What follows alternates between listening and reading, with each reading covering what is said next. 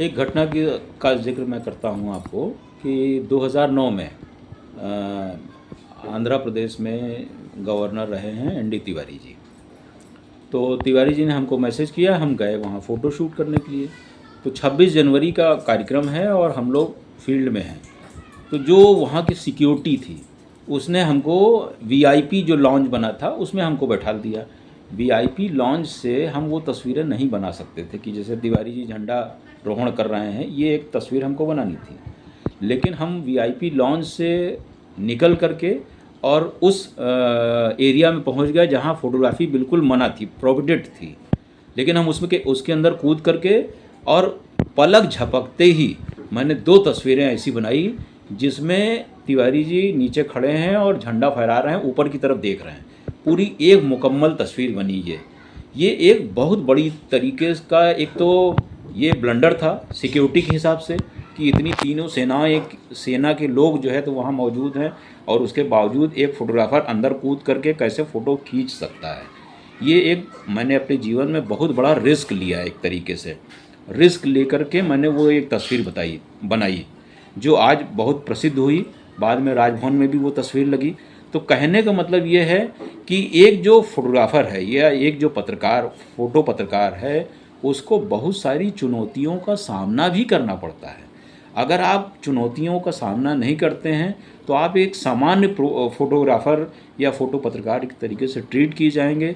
लेकिन आप एक अगर दंगे में या किसी ऐसी घटना में आप जो तस्वीर खींच रहे हैं उसमें से अगर आपने घुस करके वो एक पूरा मोमेंट को अगर आपने कैद कर लिया है बहुत अच्छी तरीके से, तो वो एक तस्वीर आपके नाम के साथ जुड़ जाएगी और ज़िंदगी में जब भी कभी उस घटना का ज़िक्र होगा या उस तस्वीर का ज़िक्र होगा तो आपका नाम लिया जाएगा। 2009 की तस्वीर है। आंध्रा के जब गवर्नर थे वो, उनके साथ मैंने काम किया। ये तस्वीर मैंने एक तस्वीर में दिखाया है कि झंडा रोहण कर रहे हैं और दूसरे में सलामी कर रहे हैं। हमारी बहुत सारी तस्वीरें ऐसी हैं जिसके लिए जो है तो हमें जाना जाता है।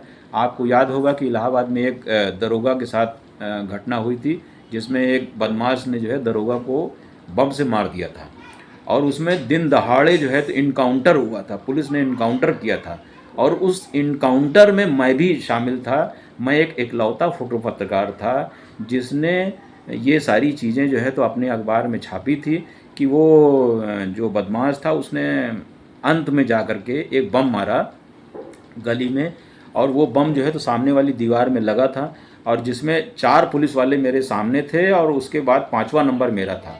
हम लोग अगर सामने सामना पड़ जाते तो हम लोग 5 लोग उड़ जाते। लेकिन ये एक बड़ा रिस्क हम लोगों ने लिया था और जैसे ही धुआं छटा, बम का जो धुआं था वो छटा, तो हमने ये देखा कि जो इंस्पेक्टर साहब थे वो मरे हुए आदमी को गोली मार रहे थे। आप समझिए कि उसके बाद जो है मानवाधिकार ने उसको संज्ञान ले लिया और वो सारे लोग सस्पेंड हुए थे। तो एक फ़ोटोग्राफ़र के साथ बहुत सारे चैलेंजेस हैं। हमने बहुत सारे दंगों की फ़ोटो खींची है, घुस करके फ़ोटो खींची है, लेकिन अपने आप को बचाना भी है उसमें और वो सारी चीज़ें कैद भी करनी है कि जो घटना हो रही है, जो गिरफ़्तारी हो रही है या जो लाठी चार्ज हो रहा है, उसमें किस तरीके से लोगों को मारा जा रहा है, किस तरीके से धक्की मुक्का हो रही है और उसमें अपने आप को सुरक्षित भी रखना है।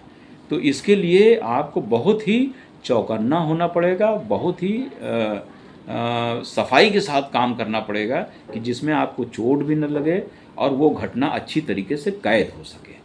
ये एक बड़ा काम है और इसको पत्रकारों को, जो आने वाली पीढ़ी है, उसको समझना पड़ेगा।